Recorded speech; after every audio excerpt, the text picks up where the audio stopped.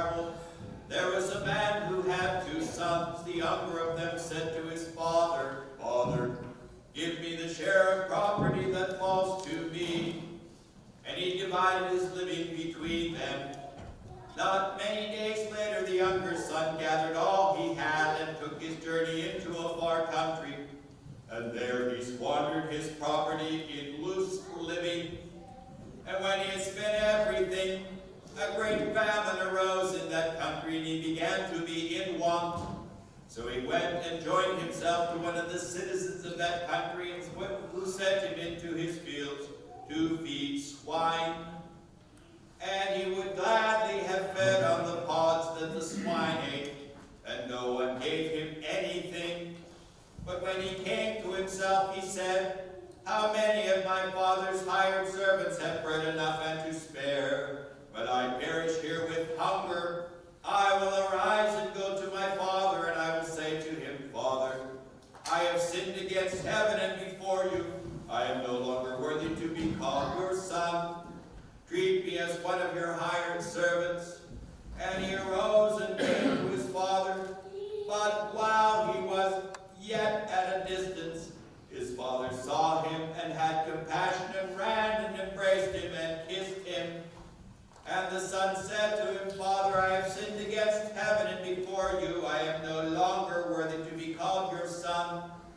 But the father said to his servants, Bring quickly the best robes and put it on him, and put a ring on his hand and shoes on his feet, and bring the fatted calf and kill it, and let us eat and make merry.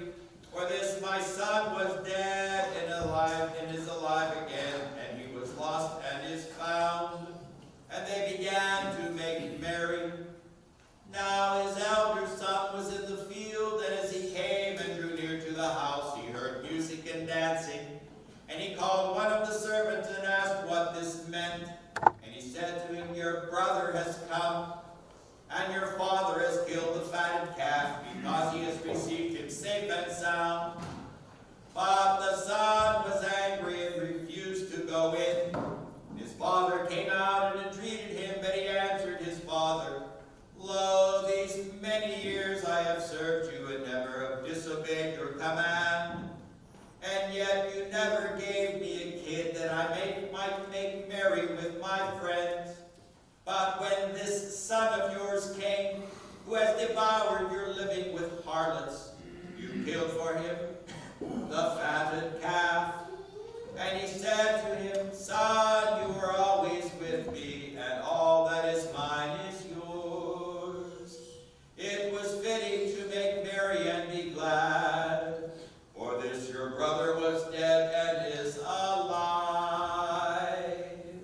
He was lost and is found.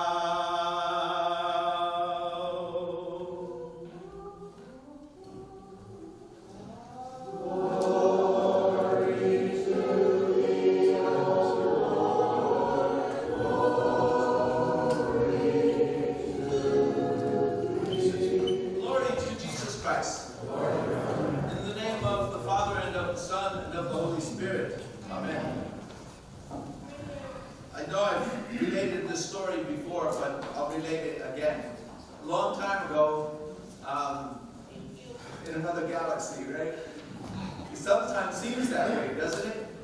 Seems like another world, another galaxy. But anyway, it was back in the early 70s, and I was in Quantico, Virginia, as part of the beginning of my military service, and my friend Lou and I were up at the Navy Yard in Washington, D.C. one night, and on our way back, we were driving and driving and driving. I had fallen asleep in the car, and we were on the Beltway, but did not know about Beltways in those days. So we did a good number of circuits of the Beltway before my friend woke me up and said, Hey, John, you know, we've been driving for hours, but I don't think we're getting any closer. And that which brings up another song. How many Blind Faith, Eric Clapton, any people in that genre? Okay, a few of us. You know, one of the songs, you know, and I'm wasted and I can't find my way home.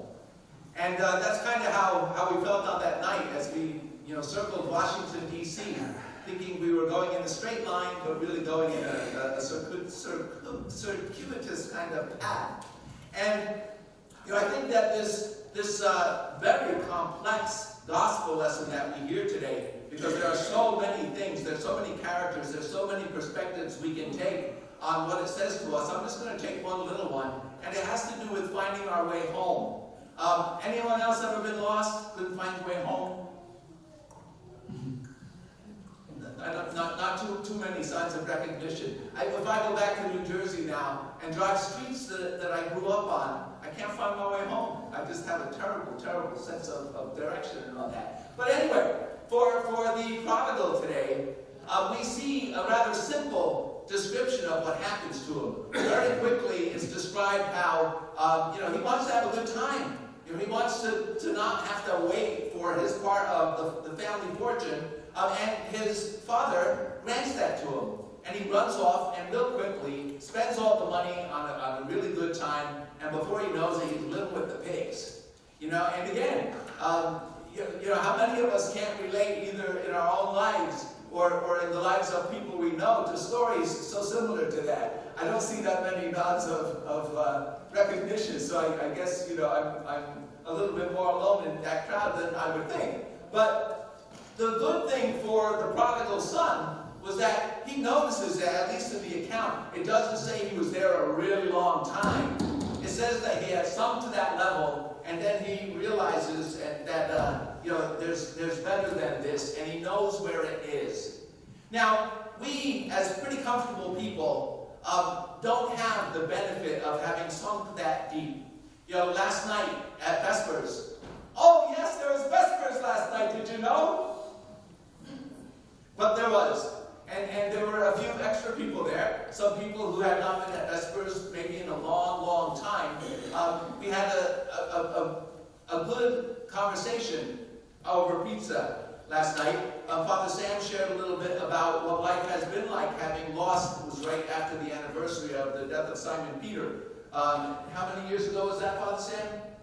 21 years ago. So he shared a little bit about that, and Dolly shared a little bit about having lost her husband that same year, right? Or the year right before. Right before. And one of the things that Dolly said was very interesting, because I didn't remember it this way, but evidently she didn't come to church as much when her husband was alive as she began to after John died. And Father Sam reflected in a kind of like fashion on how he was at least equipped with the tools to be able to somehow respond to what was happening in his life. And I think that those are two good examples of how we are so quick to want bad things not to happen to us, to have our preferences, to have what we want to hang on to and what we don't want any part of. But how often is it the things that we really don't want any part of that cause us to learn the kinds of lessons that allow us to grow, and without which we won't grow? And so our comfort when we look at that prodigal and even wonder, do we know what home looks like?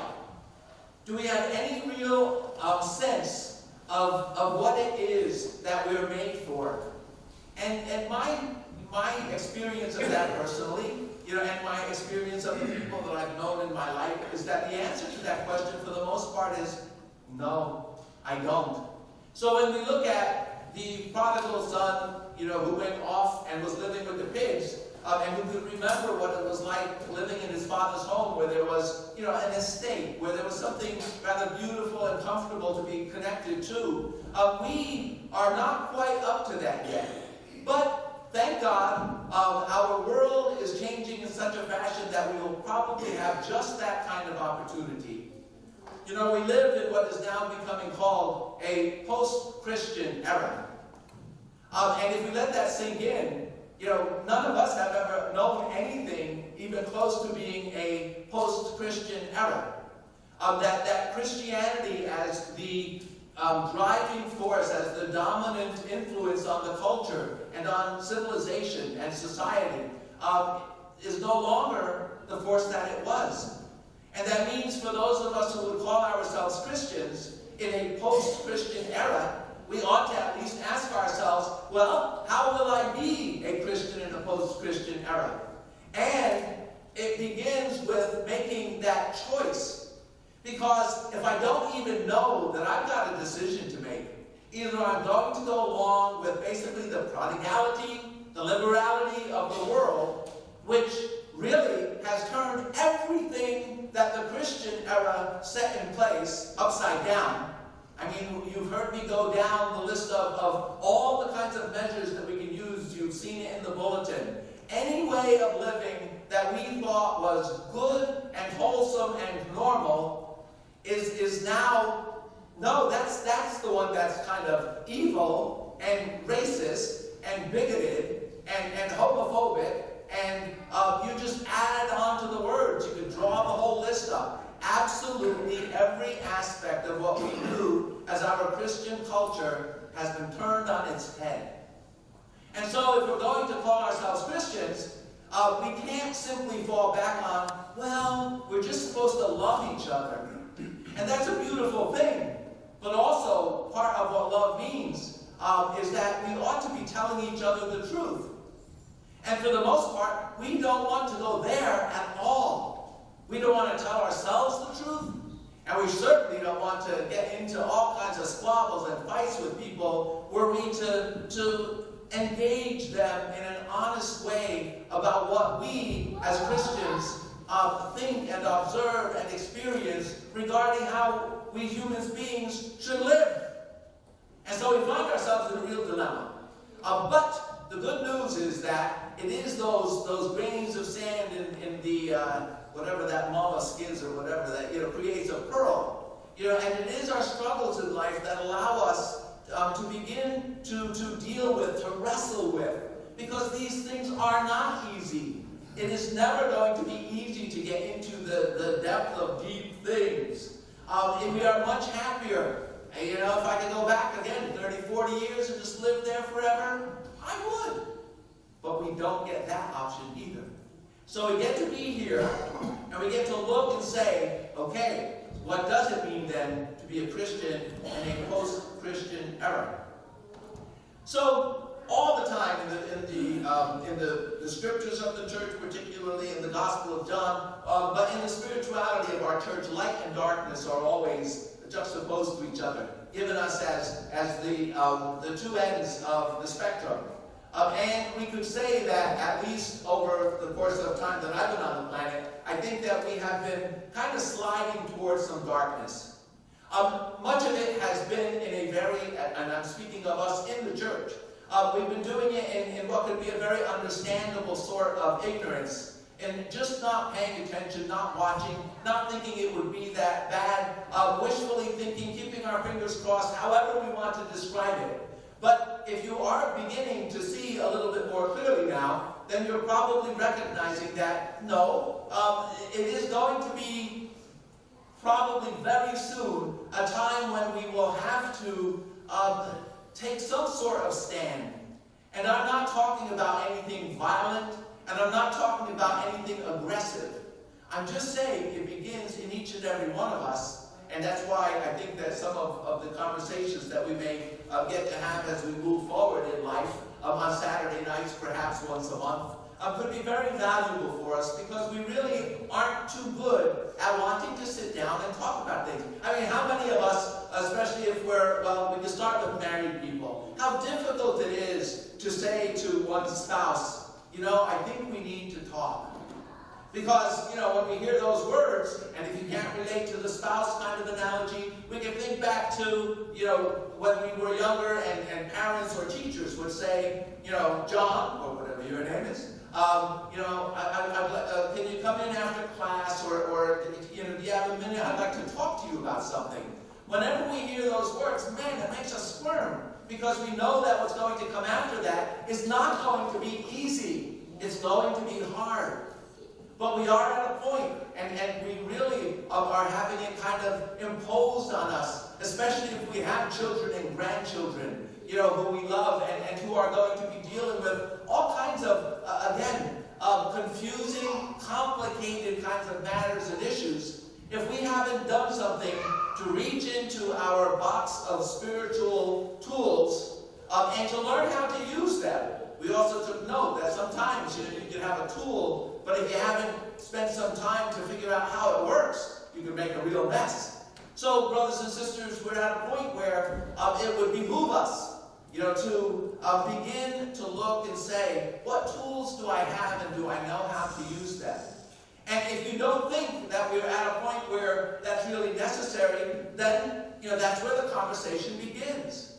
If we are, because again, we're going to talk to every imaginable kind of perspective on these things, and we want to do that because we don't want to pretend, we want to engage. And so as we hear the story, of the prodigal, and of him leaving home, and of him recognizing that there is a place to which to return, we want to look and see for ourselves, do I have any sense at all that I need to be doing some returning? I need to be doing some repenting. I need to be finding my way back home. So as opportunities show up in our bulletin, however they may be, as we know and as I encourage us to do, we have, at least in the data or informational sensible kind of talk and seminar presented and books and speeches and all kinds of wondrous stuff. But it's not like talking to people. That's one of the things that we get to notice about that. That as much as we have all the libraries of the world, no, what we miss, and what we can see even more, because with all the libraries of the world available to us, we still have such a hard time just having a civil conversation about what we might find in there. And so we need to get to work and practice these things, because that is how we go home. Because as human beings whom we believe are created in the image and likeness of God, all the way to the very unity that the Father and the Son and the Holy Spirit live in, that is our model. And so if I'm going to claim to be in any way a loving person, then I want to have to be so close to you, so intimately related to you and to our common humanness, that I'm willing to even go to some crosses in order to move closer to you in that fashion.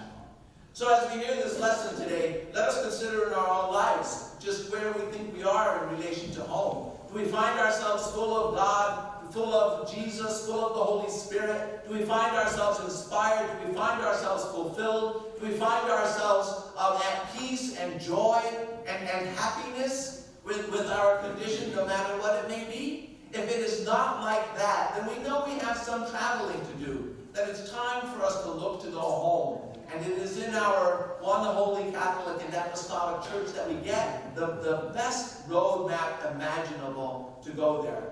Let us pray that we're willing to reach into our glove box of our lives and pull out that roadmap and start to do something with it to our salvation and to the glory of God. Amen.